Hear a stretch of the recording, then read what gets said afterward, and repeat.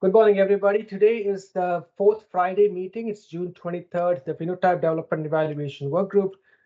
As you all know, we started out this year by collaboratively developing our OKRs.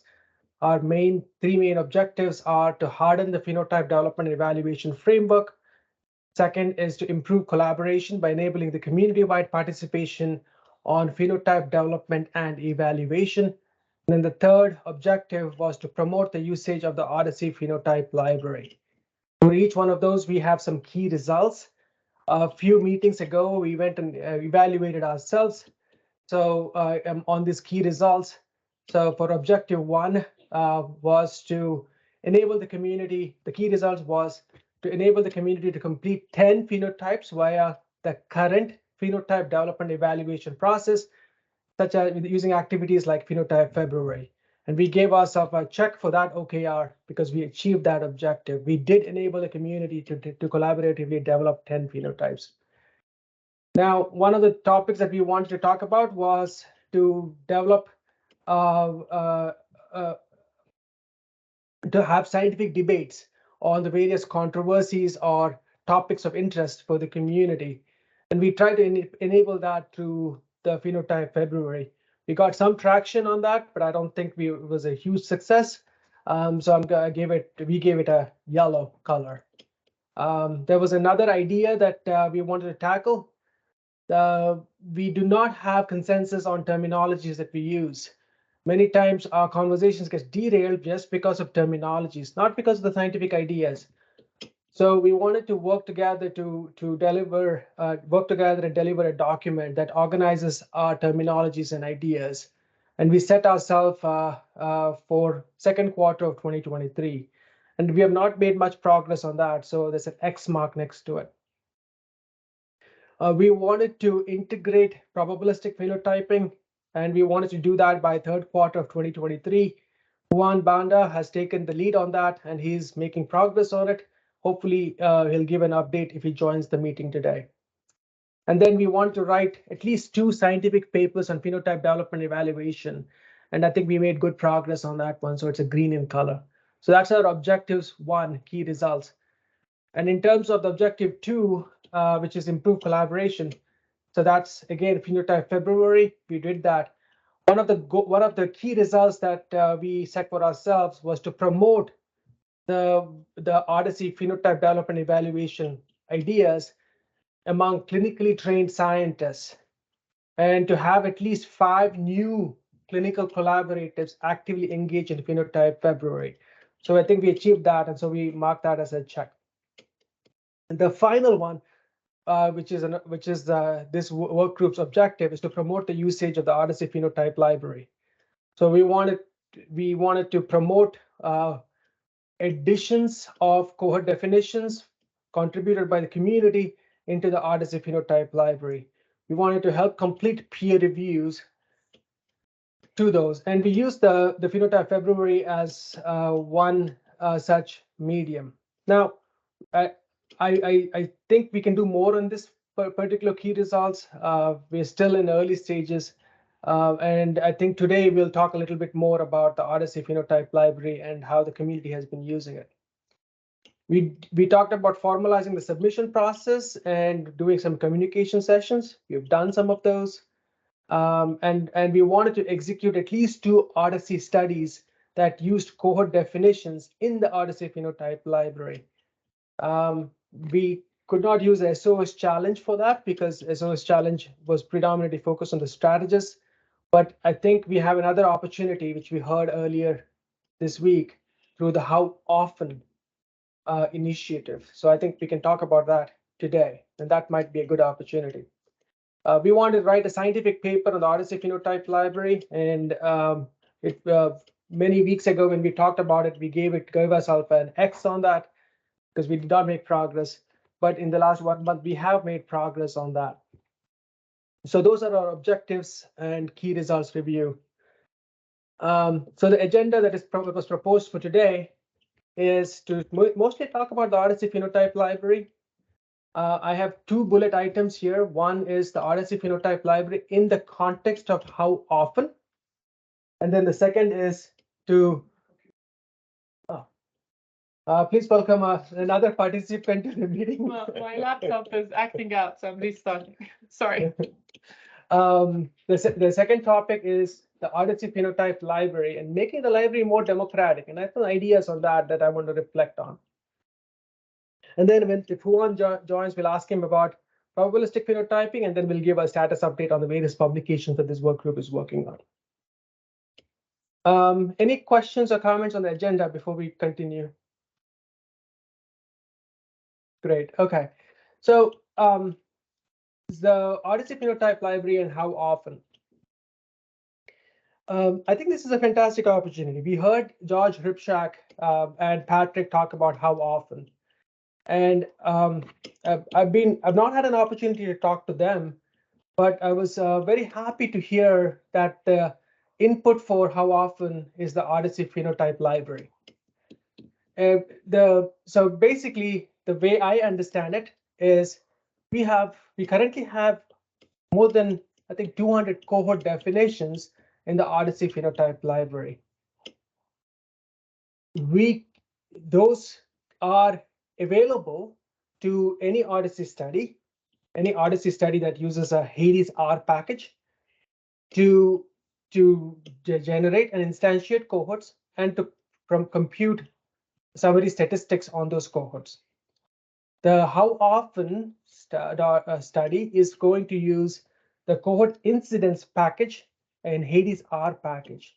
So essentially, given any two cohorts, you are now able to use the cohort incidence package to compute the incidence of the second cohort after the first cohort, the second cohort being the O, the first cohort being the T. O is the outcome, T is the target. So what is the incidence of the outcome on or after target? And that could be at some time at risk window. And that's what how often is going to help calculate. So one of the things that we need to talk about is the OHDSI Phenotype Library ready to support how often? That's technical conversation. The second, I think, was more important is what we heard is there are so many work groups in OHDSI, so many clinical work groups, and they've been working on clinical ideas for some time. And we would like the cohort definitions from those definitions accepted into the OHDSI Phenotype Library so that it could be used for how often. So far, there has been no contributions from any of the work groups. Maybe they don't know about the OHDSI Phenotype Library. Maybe they don't know how to submit it. But to be able to get that work and put it into the library would enable the community to reuse that resource and also execute a study like how often. So that's a gap. So you want to? Yeah, so I think what's important for us to do is from now until the symposium time to do something to help people submit to the library. Without make it as streamlined as simple as possible. In theory, all what is required for the definition to be in the library, at least to be submitted to the library, is just a clinical description and a JSON object, right? And some evidence of some evaluation. It doesn't have to be cohort diagnostics. It doesn't have to be evaluated. It just needs to be something that the submitter can describe of why he or she decided on that phenotype. So they have to have some empirical data suggest that it works for a particular data source that they worked on. So that's all what is needed in theory. It's not a high list. It's not a long list of requirements. It's just a JSON object compatible with the CDM, a clinical description, so we know what is it supposed to represent beyond the semantic of the name of cohort X, and then some evaluation metrics, some understanding of the measurement error in one database, the database that the person worked on. So we need to streamline that. I think when I talk to people, for example, the oncology group has a lot of interest in how often, and they put so many things when Patrick opened the poll. But we need to reach out for them and help them put those phenotypes in the library so they could get to how often. Yeah. So anybody in the work group, anybody involved in any of the clinical work groups that would like to share? Or have insight of how to do it, how to help people? Do we just, Gautam already have a form, We even removed the form and said, just submit to the forum. Just put a forum post, and that should be enough as long as you attach a JSON object and a clinical description. But maybe we should make it even different. I don't know. But Gautam didn't want to be the librarian anymore. Remember that other? The librarian form?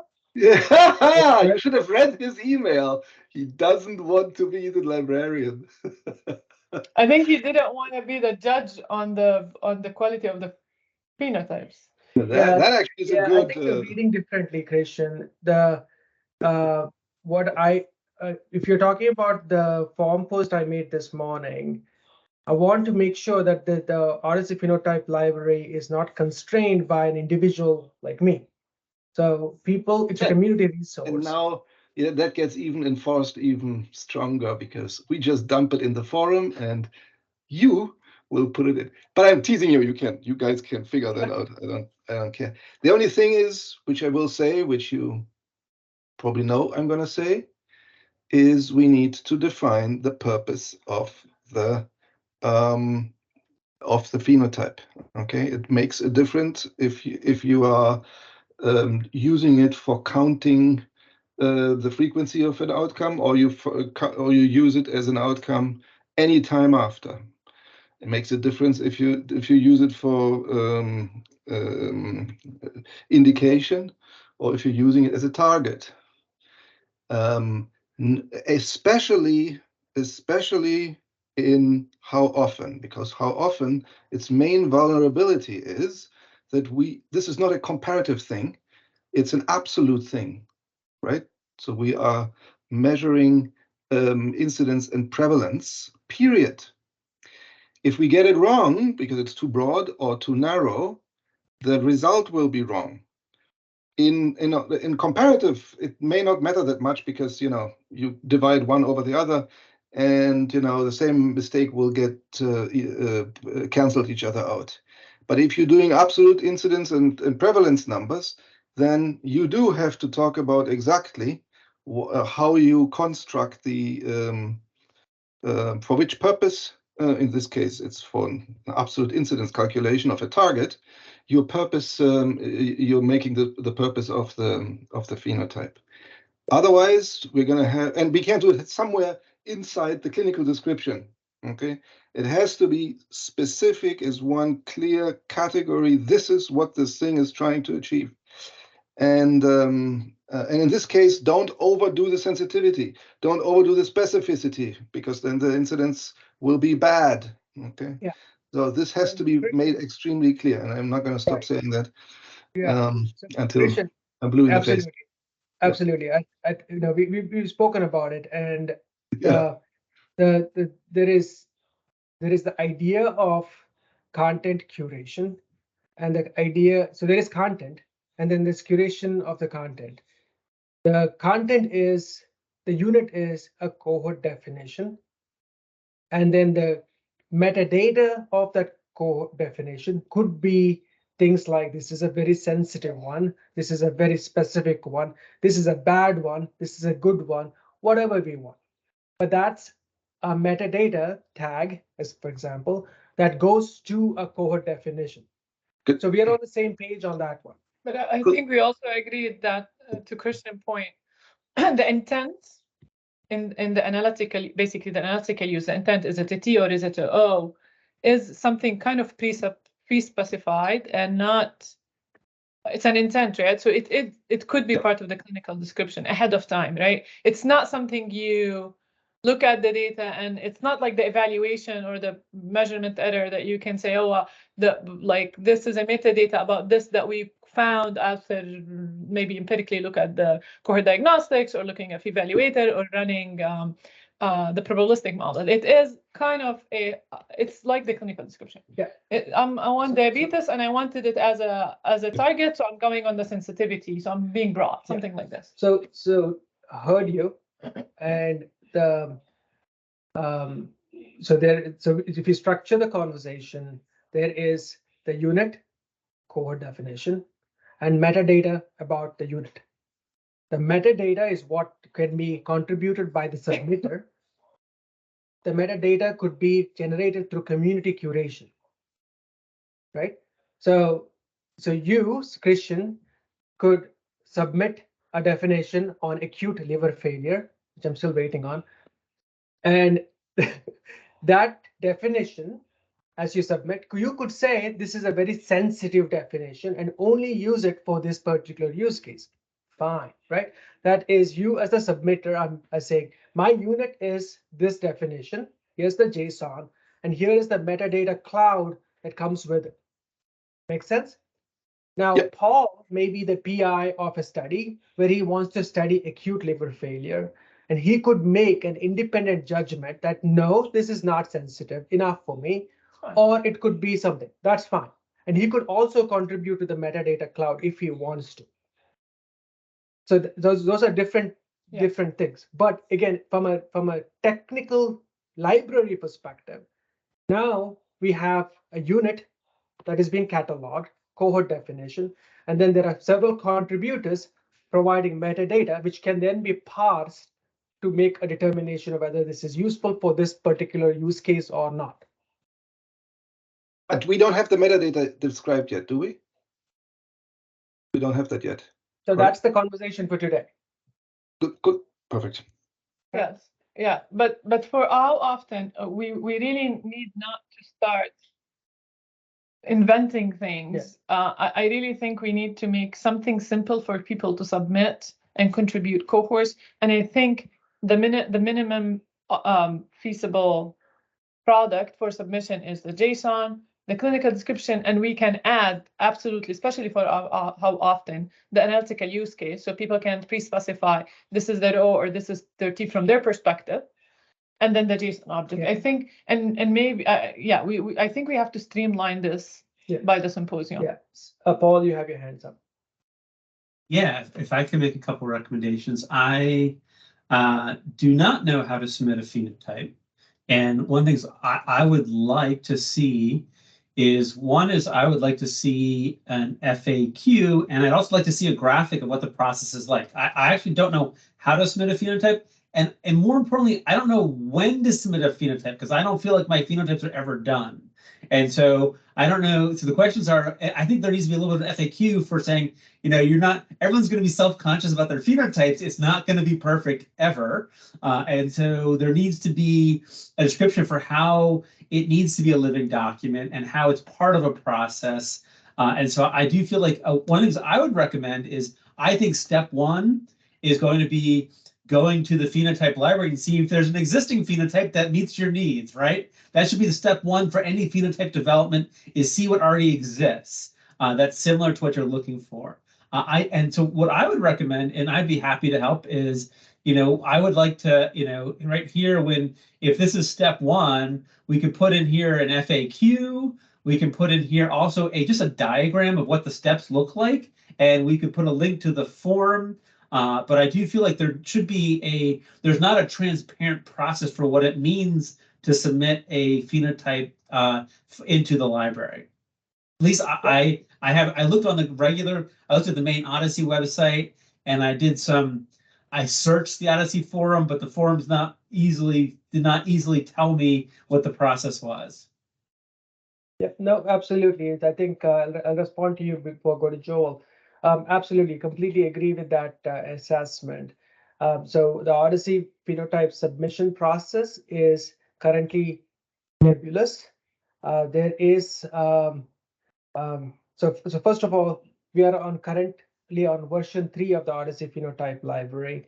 The version 1 was what was called as the gold standard phenotype library, which was closed in 2020 when an algorithmically built phenotype library was created, which was then subsequently closed in 2022, and the current version of 3 is going on. The version 3 has really no structure in the submission process. There is a guidance page that I created, and basically I said start a forum post and tag me, and we'll take it from there. So right now there's one example of a forum post, and am I still sharing my screen? Yeah. I took over. So it would be great to have just a simple diagram of what it looks like a graphic, because I'm a visual learner, and then also maybe like a YouTube video that we put up that we link to. So saying, helping people answer questions, should I submit a phenotype, and when do I submit, and then how I submit. Yeah, agreed. So we can work together as that for sure. Absolutely. Joe? Yeah, one of the things I just want to clarify with Oz is saying, depending upon, I sort of separate the clinical definition from the phenotype. The clinical definition is set in stone. Type 2 diabetes is type 2 diabetes. The phenotype is, you could have a dozen different phenotypes for that. So, I think we have one clinical definition for a condition, but we can have multiple phenotypes. The thing that, the Christian's point is critical here. And I think before we go ahead with how often, we have to define what is going to be the level of the performance characteristics expected for the phenotype for the algorithm that we're going to use for how often. Christian says you don't want it too sensitive, you don't want it too specific. Well, it's you got to pick one. If it's a sensitive if we want to go for sensitive definitions, then we just say these are sensitive definitions. If we want to say these are specific definitions that we're using for how often, then it's going to go in that direction. You're problem right. with, It should be declared. You're right. It should be declared. It absolutely needs to be declared. And you can go in both directions. I mean, a sensitive definition can go stupidly sensitive, and a specific definition can go stupidly specific. So it's not an easy thing to decide on how you want to do this. So I think that's something, I don't know whether this group needs to work on. A stupidly sensitive definition would be for building a code definition for acute hepatic failure, but including all the SNOMED codes in OMAP as the entry. Well, yeah, I mean that's one. But for, let's say, type 2 diabetes, you might say I want to do all diabetes in there. That could be the definition, because most diabetes is type 2, and I don't want to miss anybody. Yes. Yeah. That is the issue. And at least we have to get some way of declaring the intention.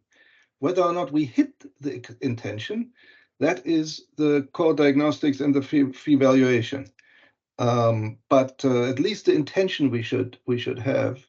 And then as we build these phenotypes, what happens is people add criteria for two different reasons.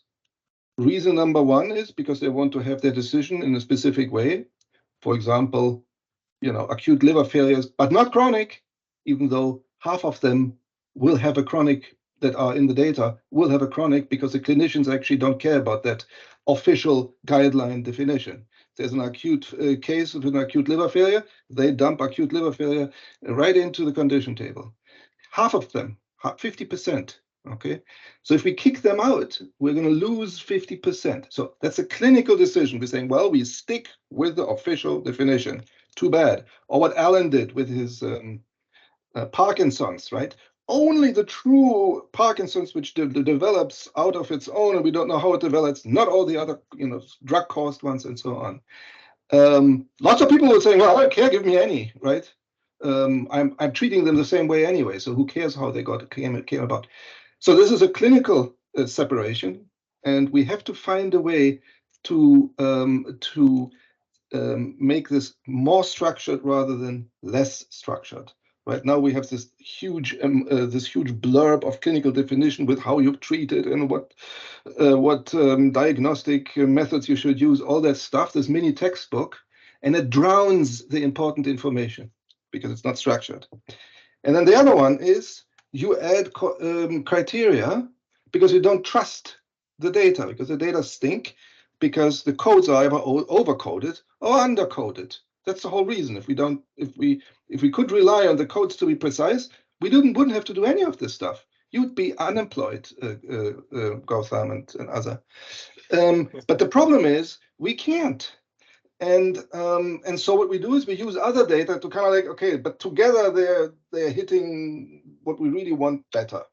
Okay, so we need to declare we're putting in measures in order to fix the issues with the data quality of the codes, or we put in criteria because we want to have a specific, clinically, a specific separation from the things that we don't want to see.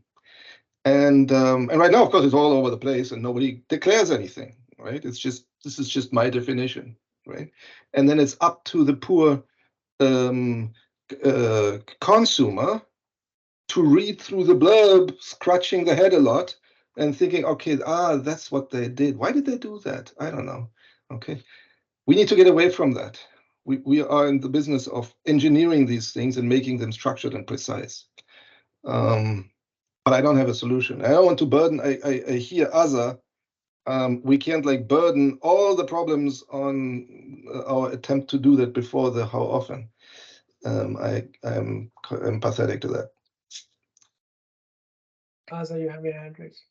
Yeah, so I have an idea. So, there's two distinct problems related but kind of orthogonal. One is as Paul said, I was transitioning to my laptop.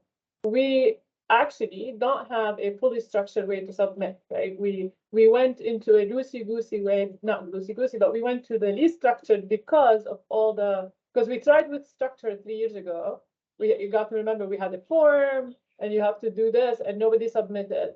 And then we came up with the idea, you know what, people interact in the forum. And that was the first Phenotype Library that Patrick did. And he said, you know what, screw all of this. I'm just going to put forum posts. And that way, at least I know this is a place where people interact. And he was successful. People interacted way more than somebody submitting a form to Gautam goes somewhere, nobody knows about it. So we tried to cap on this, and we said, let's make the forum a place to submit phenotypes. So at least all the community hear about it. But because of that, we keep that, because the forum is just a post, unstructured. We kept it unstructured, and we said, just put a clinical description. Which people went into clinical, people naturally went into put the mini textbook. Fully understand. So we had that byproduct because of that. So currently, we don't have a perfect scenario for submission because submissions currently are big forum posts, unstructured, and Gautam did 90% of them, and the other 10% came from Phenotype Library. It didn't really come from somebody on their own. So we have that problem. Then we have often where we really we want people to be able to easily submit, so we get how often to be successful. Why don't we use how often as a way to test something for the submission, where it's somewhere in between, something easy for people to do for how often, particularly our colleagues in different clinical groups, and see if don't announce that this is how we submit. Just try during the next, from now to the symposium. If it works, then it becomes the way we submit to people submit to the library. But let's for now declare you're interested in it often. Do you want to contribute? You need to have a phenotype, clinically work on your phenotype and submit it this way. And I think it's not crazy to take the work that Asia and Christian has done and already developed to what that submission or that specification might look like. Maybe it's too long currently. Maybe it's a long, there's so many different things. Maybe we can streamline it, but take what they have done and come with something maybe simpler a little bit. But basically the intent of it, here is the idea that I'm trying to capture clinically. Here is the decision that declared upfront for the analytical use case. And here are the things I did because of cleaning the data. This is the high level what they're trying to achieve in their pre-specified decision tree or something. But we can come up with something that is simple, work it only for how often. Don't declare it it's our official standardized, blah, blah, blah, blah, blah, really. If it works, then we can adapt it for forever or something for the long term.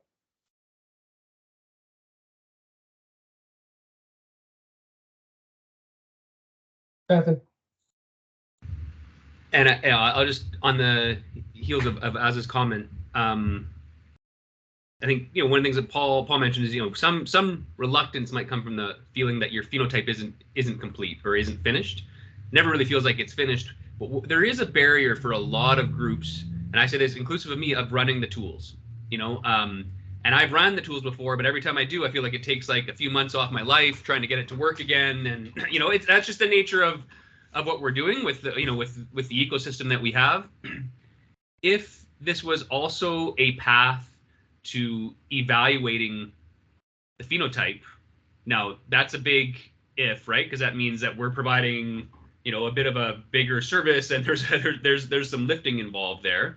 But then you might see a bit more get submitted, because we're not saying it has to have been evaluated on a data set, and you have to have done that evaluation already, because that's where people, I think, are often stuck.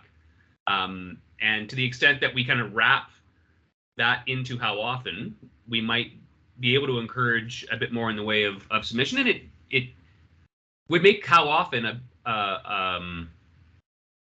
probably a project that has a bit more face validity, because we would have done the face evaluation of these phenotypes to see, how sensitive or specific we think they might be, and then at least we know the characteristics of the things that are getting submitted into this incidence, this large-scale incidence and prevalence study.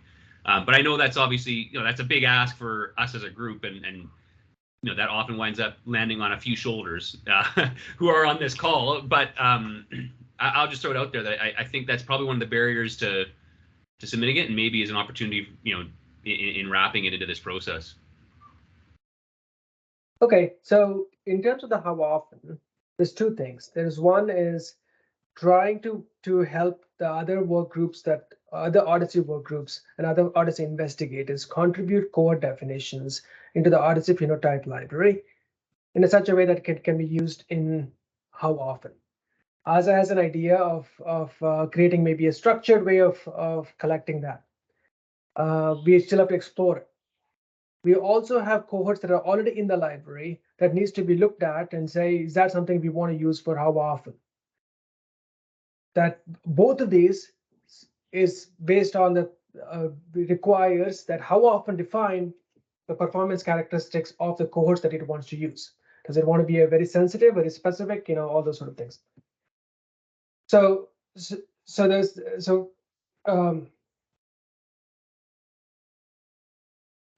in the agenda, I had here two topics. We talked about this, getting work groups to contribute.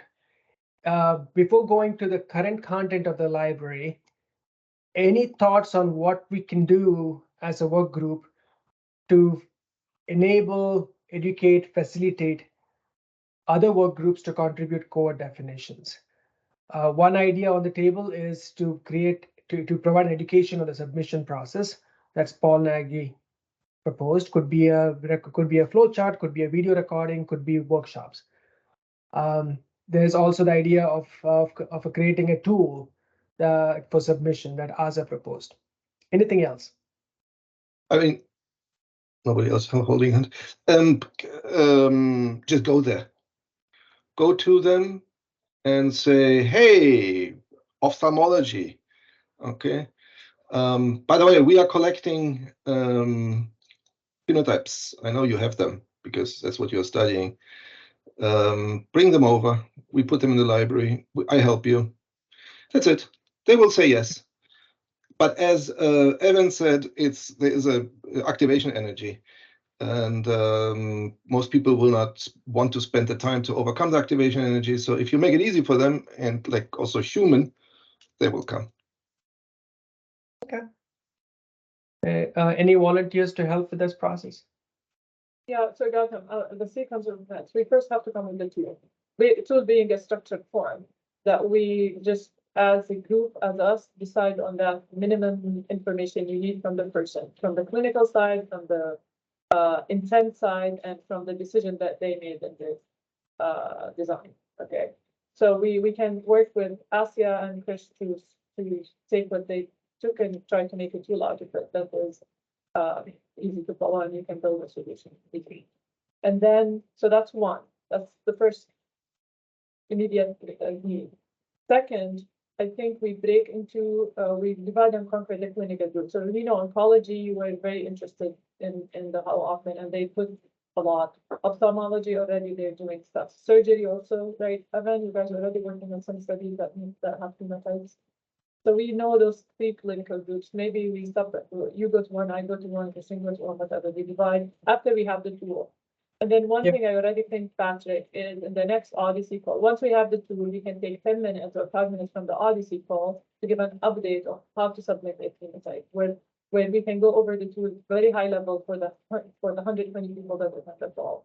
And then following that, we can do the targeted clinical group visits, where we can Yeah. go to the weekly visit and go through the pool and maybe solicit the people that they want to submit, so we can create that follow-up. Yeah. Okay. Oh, Gautam, so also to add to that, I'd be happy to volunteer. I'd be happy to help. I also would like to, the other idea I have is I think this needs to be an expected behavior of anyone doing a network study. And so what I mean by that is, I think of us from the perspective as a data partner. I have data, I'm willing to be a data partner, but a lot of people ask requests of me, but their phenotypes aren't ready. And that's actually the biggest hurdle for me is, so I would love to say, hey, is your phenotype gone through the phenotype library? I think it actually could be a win-win for both the lowering the barrier for data partners and helping the researchers actually find data partners. And so I think this is actually something that we just, I think it's a lesson learned from SOS Challenge, is that we need to change the expected behavior of anyone going through a network study, that this should be published as a way of helping you get the data partners in your project. Yeah. Did that happen with the SOS Challenge? How did It did not at all. So not to my knowledge. So the studies went off, and those phenotypes are not in the phenotype library. Not to my knowledge. Yeah. And not that, I tried to get them in the phenotype library. So I told Cindy, I said, "With the phenotype." So I actually think that we need to just bake this into the process. Yeah. I'll support what Paul is saying, in that in these network studies where you're analyzing some health outcome of interest, it should be absolutely necessary to, at a minimum, run cohort diagnostics against the outcome of interest that's being done in the study for each database that's participating. So at least we have a high level understanding of how it performs per database. Yeah. I mean, raise your hands if you've tried to run pHeValuator in a network study setting. That shit ain't easy. But cohort diagnostics does seem to perform pretty well across different database systems and different institutions. So, to support what Paul's saying, bare minimum that should be done. So we have a high level quote unquote phenotype evaluation per site. So what I have here is something that I was looking at, and I'm no expert on this, and I'll quickly tell you the background behind this. So last 2 weeks ago, I was writing a paper on the OHDSI Phenotype Library itself, and this was discussed in the Phenotype Development Evaluation Workgroup. I made a forum post on it. Essentially, one of the ideas that was presented was this thing called FAIR.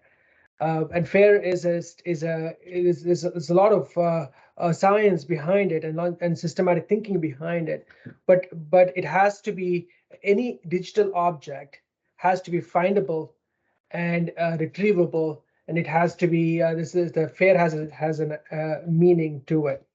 Now, this tool here, there's a tool called Zenodo. It's very popular among scientific community. If you contribute a digital object, say a cohort JSON to it, it creates something called as a digital object identifier in the background. And that digital object identifier becomes a permanent entity.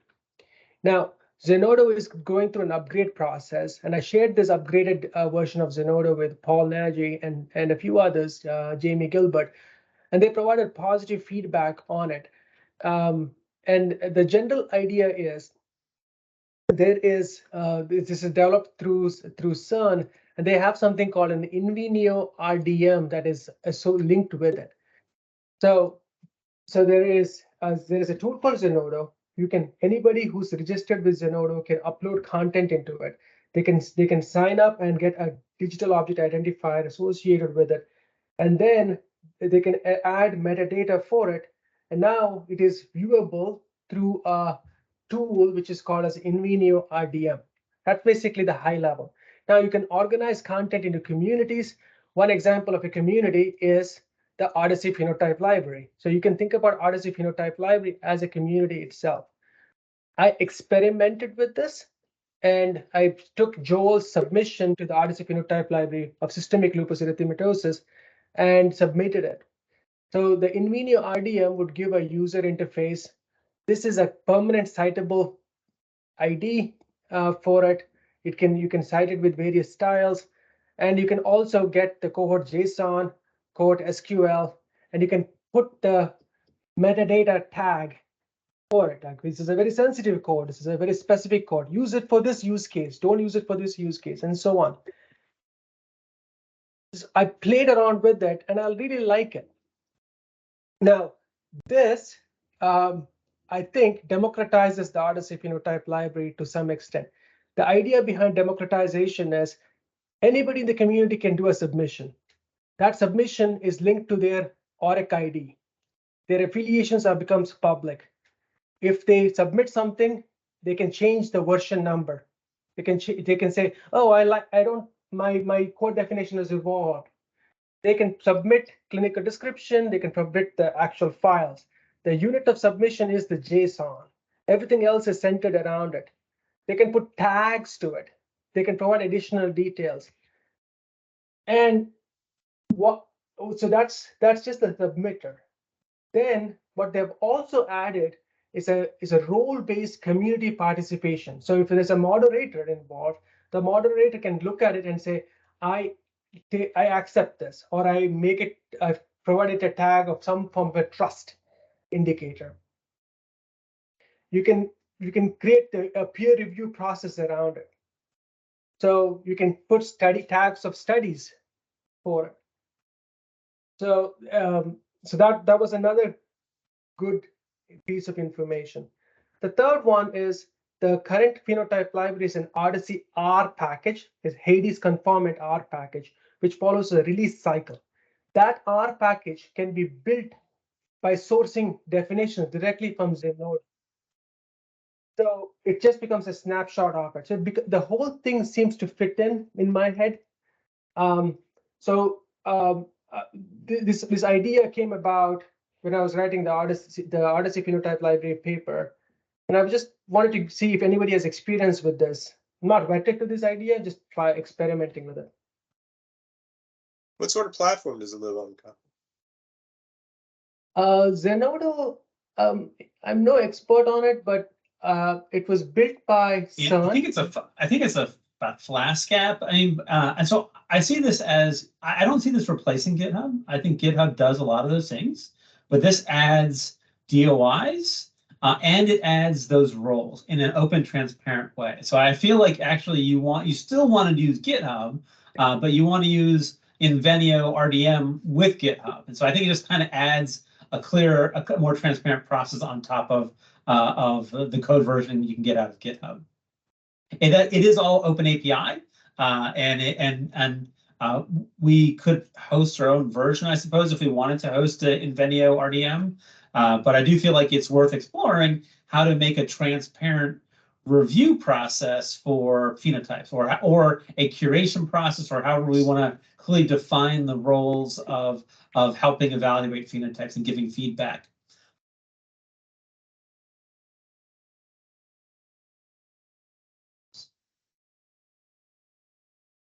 For the how often purpose, I was thinking maybe the various work groups could contribute their core definitions using something like if we all agree that Zenodo is a platform, using Zenodo, for example, just submit it through Zenodo.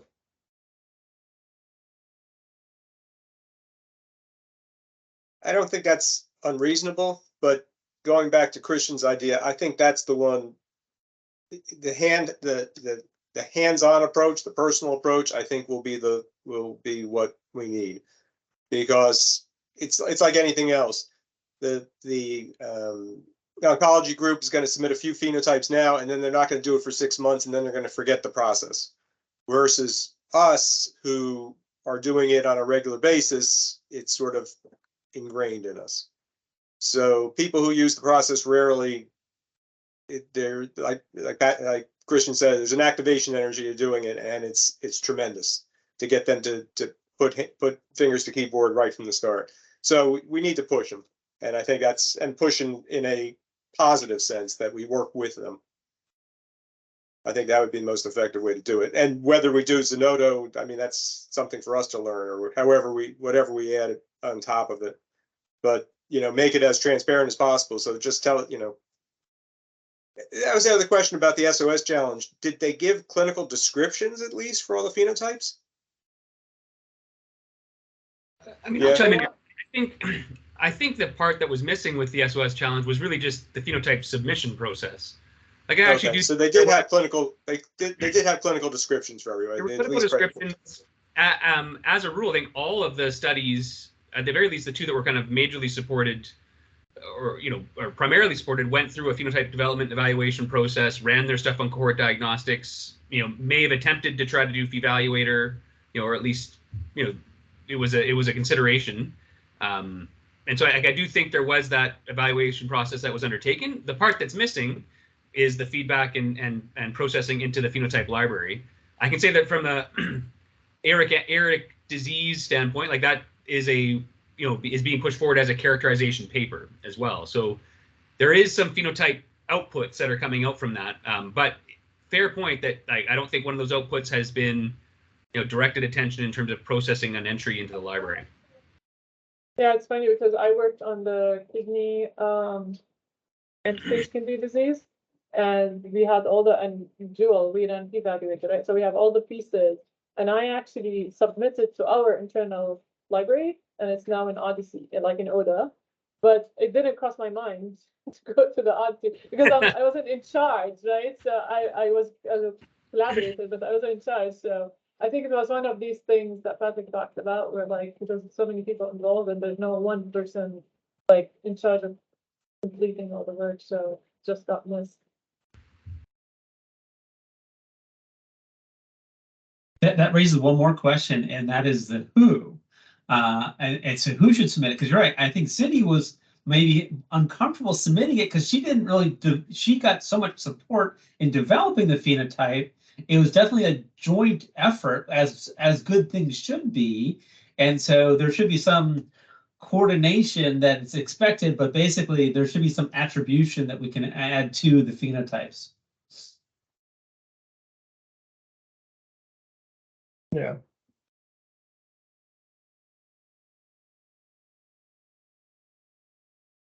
I think if we can develop a process, Cindy would be really happy to go through it. We already have everything ready, so it might be worth trying to emulate the steps and showing at least as a test case or as another example.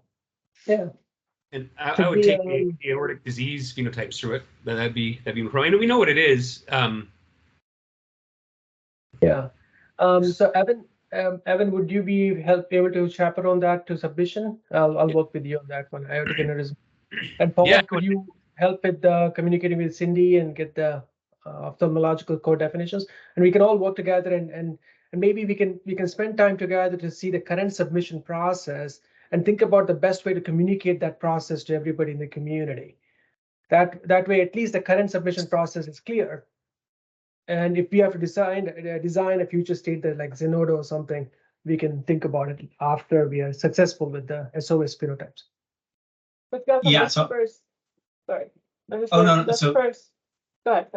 No, go ahead, please.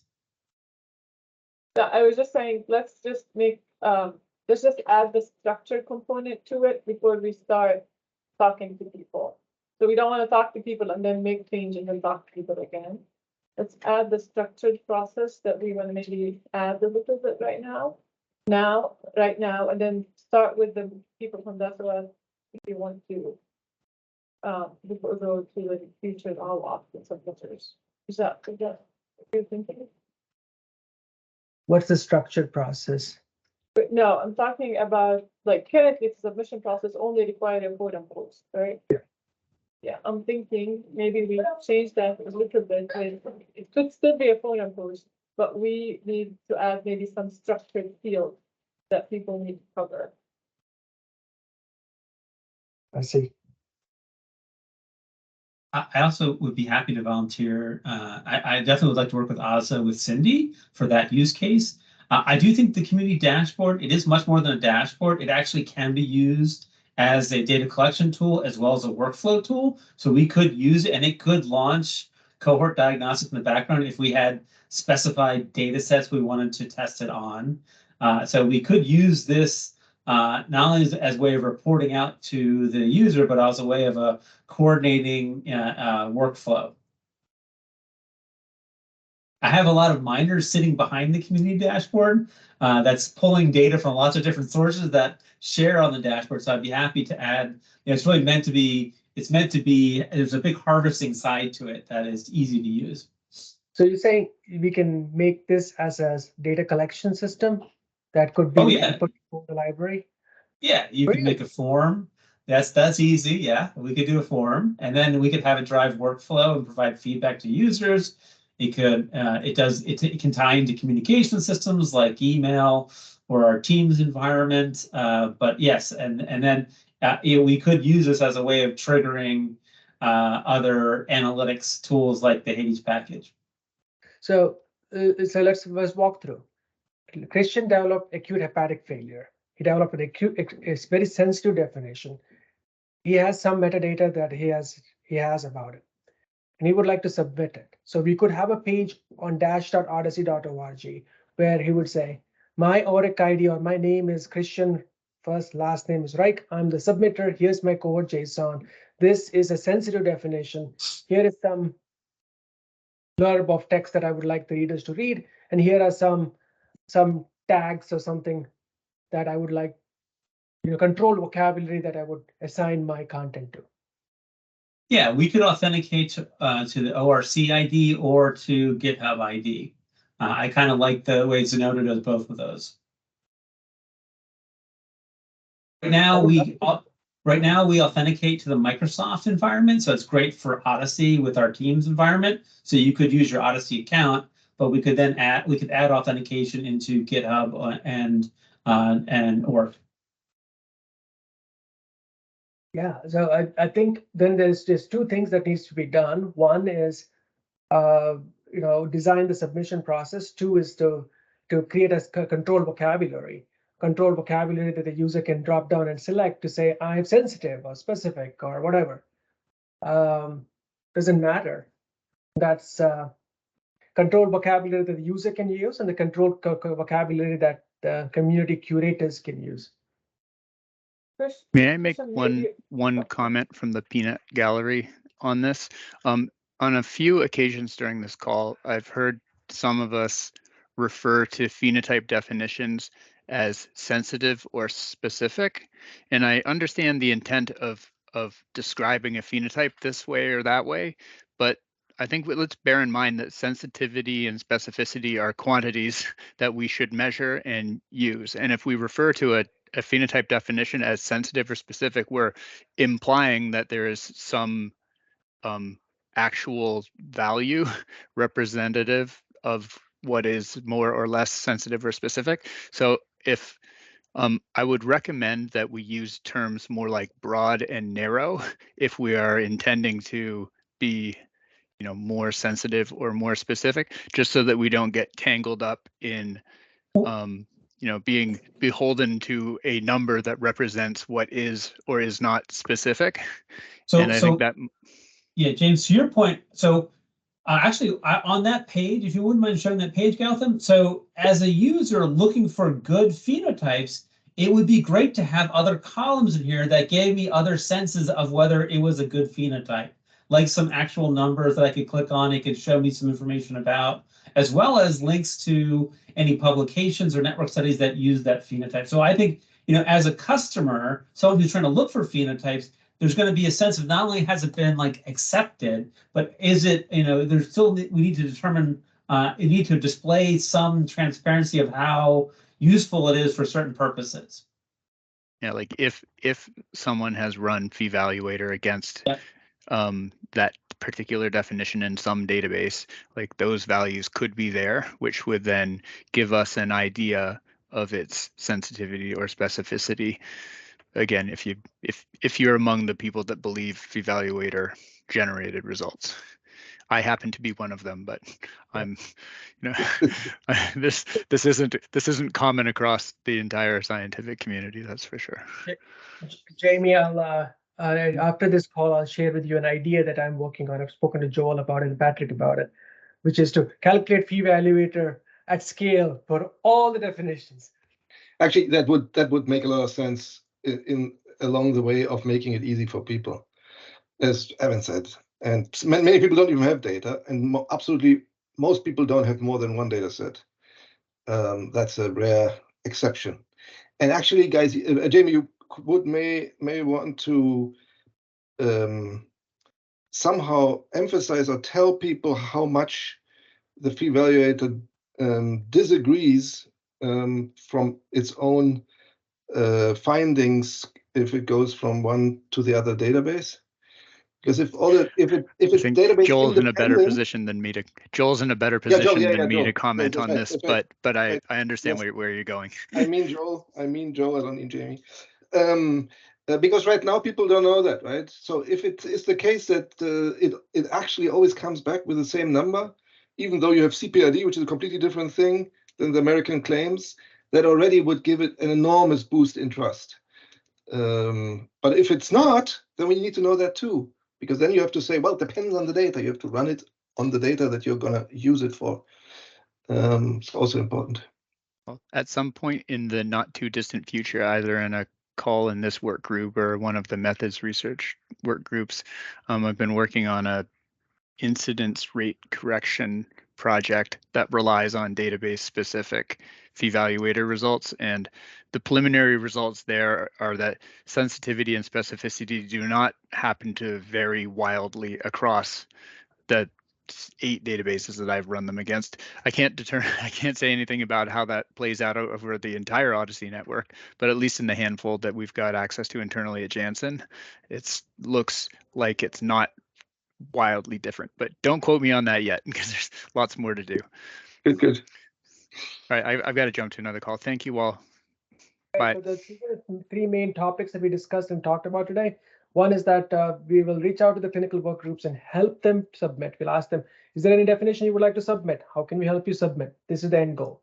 Dash.odyssey.org, Paul Nagy has offered to design the submission process for it. We need to think about it more. The SOS challenge, Phenotypes, Paul and Evan, let's get this submitted.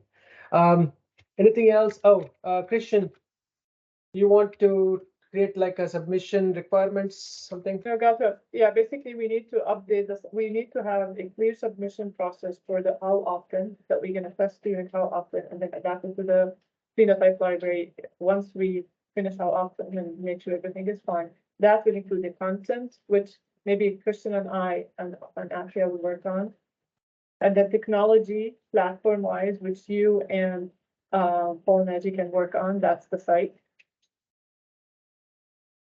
And then the process, which is part maybe of the technology, the process itself. And then the reach out is something we'll all do together, the 3 things. What the wife said goes on. Always listen to her, huh? I married up. What can I say? Thank you, guys. Bye. I hope. Have a great weekend, everyone.